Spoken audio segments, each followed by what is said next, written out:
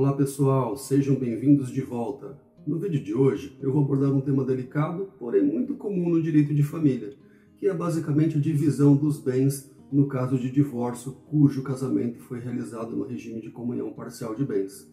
Por exemplo, como que é feita a partilha dos bens adquiridos durante o casamento? O carro que eu comprei com o dinheiro do meu trabalho vai ser partilhado? E os bens doados e recebidos por herança entram na partilha também? E se durante o casamento eu vender um apartamento que eu já tinha antes de casar e comprar outro, esse novo imóvel entra na partilha? E se eu ganhar na Mega Sena, eu tenho que partilhar o prêmio da loteria? Então, se você está passando por essa situação de divórcio ou conhece alguém que esteja, continue assistindo esse vídeo para entender melhor como funciona essa situação de divisão dos bens e alguns pontos que você deve considerar. Pois bem, para começarmos a nossa conversa, é importante que a gente entenda o contexto no qual estamos inseridos. O divórcio é uma situação complexa, emocionalmente desgastante e que envolve uma série de decisões importantes. E uma delas é, sem dúvidas, a partilha de bens. No Brasil, quando falamos de partilha de bens, a gente tem que considerar o regime de bens adotado pelo casal no momento do casamento. Hoje, eu vou focar no regime de comunhão parcial de bens, que é o mais comum no nosso país. E o que diz esse regime de bens? Basicamente, o regime de comunhão parcial de bens determina que todos os bens adquiridos após a data do casamento devem ser divididos igualmente entre os cônjuges em caso de divórcio. Ocorre que isso pode gerar algumas dúvidas, até mesmo conflitos, já que a decisão de quem fica com o quê não é tão simples quanto parece. E é aqui que essa informação correta e a orientação profissional se fazem necessárias. E nesse contexto, é fundamental compreendermos o funcionamento do regime de comunhão parcial de bens para que a gente possa entender como a partilha ocorrerá no divórcio. Bem, nesse regime de bens, os bens adquiridos após o casamento devem ser divididos igualmente entre os cônjuges no caso de divórcio, independentemente do esforço individual do divorciando. Isso quer dizer que qualquer bem adquirido individualmente ou em conjunto durante o casamento é considerado patrimônio comum do casal e vai ser partilhado em 50% para cada divorciando. Então, a princípio, se o casal comprou uma casa na constância do casamento, essa casa tem que ser partilhada em 50% para cada um.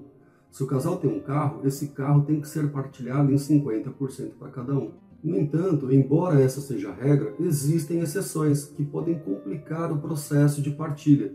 E por isso é fundamental entender esses detalhes para garantir que a partilha de bens ocorra de maneira justa e de acordo com a lei. Até porque é comum dúvidas surgirem. Imagina que o casal adquiriu uma casa. Via de regra, conforme eu falei agora há pouco, a casa será partilhada em 50% para cada um, independentemente do esforço individual ou comum.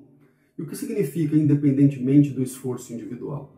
Basicamente, que não importa para a legislação quem contribuiu com mais ou com menos. Então, se a casa custa R$400 mil e o homem contribuiu com R$300 mil e a mulher com R$100 mil, no divórcio, tanto o homem quanto a mulher terão direito a 50% do bem. Ou seja, nesse exemplo, cada um terá direito ao equivalente a R$200 mil. Agora, se essa casa foi comprada com dinheiro fruto de uma herança recebida por um dos cônjuges, ela já entra na exceção prevista na lei. Ou seja, essa casa, ainda que ela tenha sido comprada na constância do casamento, ainda assim ela não será partilhada, porque a aquisição desse bem ocorreu com o dinheiro proveniente da herança, que é um bem previsto em lei que não é partilhável no regime de comunhão parcial de bens. Outro exemplo, imagina que a mulher tinha um apartamento antes de se casar. Ela vendeu esse AP durante o casamento e comprou uma casa. Nesse exemplo, essa casa também não vai ser partilhada, justamente porque houve subrogação de bens. A subrogação de bens é uma exceção prevista na lei, que torna o bem não partilhável no regime de comunhão parcial de bens. Agora, e se eu dissesse que essa casa foi comprada por um valor maior do que a venda daquele apartamento? Como que faz a partilha? Nesse caso, a partilha vai ocorrer tão somente sobre essa diferença. Simples assim, e muitas pessoas desconhecem isso. Então, se a mulher vendeu o apartamento por R$400 mil e comprou uma casa por R$500 mil, é essa a diferença. Ou seja, R$100 mil que equivale a 20% do imóvel que será partilhado. Portanto, nesse caso, o homem terá direito a 10% sobre a propriedade do bem, que equivale a R$50 mil. E no caso do carro que foi comprado com dinheiro do trabalho do divorciado? Nesse caso, aplica-se a regra prevista em lei, ou seja, mesmo nesse cenário, cada divorciando tem direito a 50% do automóvel. O mesmo acontece com a aplicação em poupança, previdência privada aberta e investimentos em geral que o casal possua, ou seja, tudo será partilhado em 50%. E se a pessoa ganhar na Mega Sena? Ela deve partilhar ou não o prêmio recebido? De acordo com a lei, o prêmio da loteria vai ser partilhado entre ambos os divorciandos em 50% para cada um. E onde está na lei tudo isso que eu acabei de falar? Basicamente nos artigos 1658 até 1662 do Código Civil. Olha só, artigo 1658, no regime de comunhão parcial de bens, comunicam-se os bens que sobrevierem ao casal na constância do casamento, com as exceções dos artigos seguintes. Artigo 1659, exclui-se da comunhão os bens que cada cônjuge possuir ao casar e os que lhe sobrevierem na constância do casamento por doação ou sucessão, e os subrogados em seu lugar. Os bens adquiridos com valores exclusivamente pertencentes a um dos cônjuges em subrogação dos bens particulares. As obrigações anteriores ao casamento. As obrigações provenientes de atos ilícitos, salvo reversão em proveito do casal. Os bens de uso pessoal, os livros e instrumentos de profissão, os proventos do trabalho pessoal de cada cônjuge, as pensões, meio-soldos, montepios e outras rendas semelhantes. Artigo 1660, entram na comunhão os bens adquiridos na constância do casamento por título oneroso, ainda que só em nome de um dos cônjuges, os bens adquiridos por fato eventual, com ou sem concurso de trabalho ou despesa anterior, os bens adquiridos por doação, herança ou legado em favor de ambos os cônjuges, as bens-feitorias em bens particulares de cada cônjuge, os frutos dos bens comuns ou dos particulares de cada cônjuge percebidos na constância do casamento ou pendentes ao tempo de cessar a comunhão. Artigo 1661, são incomunicáveis os bens cuja aquisição tiver por título uma causa anterior ao casamento.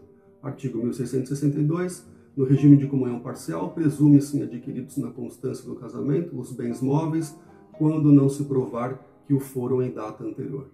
Avançando aqui na explicação, em linhas gerais, a partilha pode ser realizada de duas formas, de forma consensual ou litigiosa. No divórcio consensual, ambos os cônjuges estão de acordo com a divisão dos bens e a partilha definida em comum acordo. Esse é o processo mais simples e rápido, porque evita disputas judiciais. Já o divórcio litigioso ocorre quando há desacordo sobre a divisão dos bens. Nesse caso, a partilha será definida por um juiz após análise dos bens, direitos e dívidas do casal, sempre buscando a divisão mais justa possível.